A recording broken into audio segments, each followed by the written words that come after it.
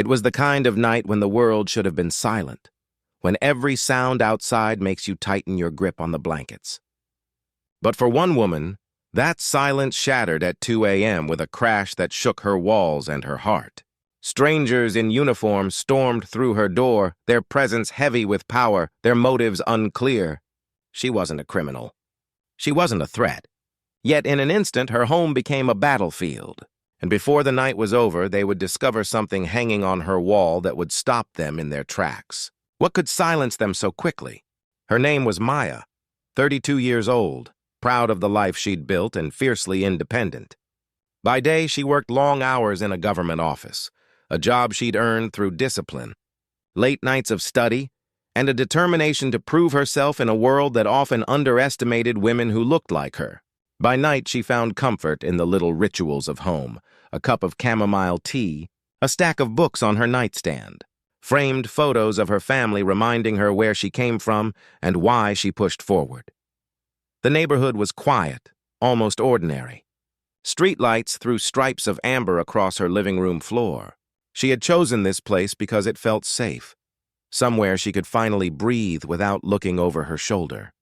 On her walls hung certificates of achievement, a few mementos from her journey, and one thing that symbolized her resilience more than anything else. To Maya, home wasn't just four walls. It was her sanctuary, the one place where the world's judgments couldn't follow her through the front door. Or at least, that's what she believed. What she didn't know was that night would betray her. While she settled into the comfort of her familiar routine, forces outside her home were already in motion, shadows preparing to crash through the very space she thought was impenetrable. And when it happened, in the dead stillness of 2 a.m., her sense of safety would be shattered in an instant. The first sound was a crash against the front door, violent enough to shake the picture frames on her walls. Maya sat upright in bed, her heartbeat already racing, her mind scrambling to make sense of the noise. Before she could move, the door burst open, splintered wood giving way to shouts and heavy boots thundering inside her home. Flashlights carved harsh slices through the dark rooms. Shadows of figures in uniforms moved with the authority of power they hadn't earned here, in this space that didn't belong to them. Maya's body froze, adrenaline locking her in place. For a terrifying moment, she wondered if she was dreaming, or if her life was about to unravel at this exact second. They didn't knock. They didn't explain. They simply stormed in, voices barking orders she could barely understand through the pounding in her ears. She wasn't armed. She wasn't guilty of anything at all, and yet every detail of her existence that night painted her as a target. To them, she was just a black woman alone at night, and in their eyes, that identity was suspicion enough. She clutched her robe tighter, trying to steady the panic that surged through her chest. One officer shoved past her, another rifled through the hallway, as though her home were nothing more than a crime scene waiting to be validated. They didn't meet her eyes, didn't acknowledge her humanity. Fear wrapped around her lungs like a vice, and still she managed to whisper, barely audible, "What's happening?" Silence, or rather selective silence. They had no answers for her, no respect for the fear they had unleashed. Their voices carried only to each other, coded phrases and clipped commands, treating her home as if she had no right to it. As if her life and her belongings were footnotes in some larger narrative they controlled. Each second stretched like an hour. Every flashlight beam that landed on her furniture, every drawer pulled open, every heavy stomp across her floor deepened the sense that she wasn't safe. Not in the world outside, and not even in her sanctuary. Her mind flickered to every headline, every story of people who looked like her meeting violence under the same circumstances. The danger wasn't in what she had done, it was in who she was. And she knew in that tightening quiet between orders shouted across the rooms that one single choice from them could change everything. Then, suddenly, the search slowed. Their movements faltered. One flashlight beam landed on her wall and stayed there. What they saw wasn't a weapon. It wasn't evidence of crime. It was something far more unexpected. Their voices, once so sharp and commanding, began to trail off into uneasy whispers. For the first time that night, the confident rhythm of their invasion broke. The pounding of boots on her floorboards softened into stillness. The air itself seemed to shift, and in that unsettling silence, Maya's fear transformed into a different kind of unease, because something about that discovery had rattled them. Something had made men who had stormed her home with unchecked aggression suddenly stop in their tracks. What they saw was enough to strip away their certainty, yet not their guilt. The beam of light held steady on the wall, illuminating the dark navy fabric of a jacket. Stitched into its chest were 3 unmistakable letters, FBI. For a heartbeat, the air inside her home seemed to fracture.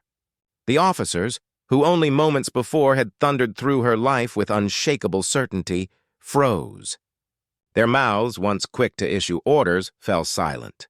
The same men who burst in without hesitation now stared at a lifeless piece of cloth as if it had the power to judge them. Maya's breath pulsed hard in her throat. Fear hadn't vanished. It had twisted into something sharper. Because that silence wasn't respect. It was fear of exposure. They hadn't seen her humanity when they dragged open her drawers or when they dismissed her trembling voice. They only saw it now, reflected in an emblem of authority. And for Maya, that was its own kind of violence. They glanced at each other, whispers sharp and nervous, as though the walls themselves might testify against them. The arrogance drained from their movements, replaced by an awkward caution, a frantic calculation of how to retreat without consequence. Maya stood there, watching them unravel. A part of her wanted to scream, to demand answers, to claw back the dignity they had stripped from her in mere minutes. Another part of her clung to stillness, because she understood the brutal truth. Here, in this country, in this skin, the wrong word could still cost her everything. The jacket hadn't saved her. It had only exposed them, and in that moment, she realized what every step of their invasion had proved. Her worth wasn't invisible to them, just conditional. She was safe only because of what hung on her wall, not because of who she was. Her sanctuary had been desecrated. Her identity had been disregarded. And as the silence thickened, one devastating question settled like smoke in the room. If that jacket hadn't been there, would she still be alive to tell this story? The officers left as abruptly as they had arrived. No apology, no explanation. Just the broken door, the scattered belongings, and the suffocating memory of boots that had trampled her sanctuary. When the echo of their footsteps faded into the night, Maya was left standing in the wreckage, not only of her home, but of her sense of safety. She would never look at her walls the same way again. That jacket, once a symbol of her achievement and perseverance, was now tied to the most terrifying moment of her life. It hadn't protected her because of what it represented about her. It only protected her because of what those men feared it might represent about them. And that realization cut deeper than the invasion itself. Because the truth is, Maya's story isn't rare. Across communities, homes are shattered, lives disrupted, and dignity stripped away under the weight of suspicion, born not from evidence, but from skin. Her ordeal was not an accident. It was a reflection of a system that sees authority as a reason to intrude, and blackness as a reason to justify it. Maya survived that night. But survival is not the same as justice. Survival is what too many are left to cling to when respect and accountability are denied. So the question lingers, not just for her, but for all of us. How many doors must be broken? How many lives disrupted before dignity is valued without condition? Because respect should not hang from a jacket. It should not depend on fear. It should exist because humanity demands it. And until that truth is undeniable, stories like Maya's will keep happening. In silence, in shadows, in the very places people should feel safest.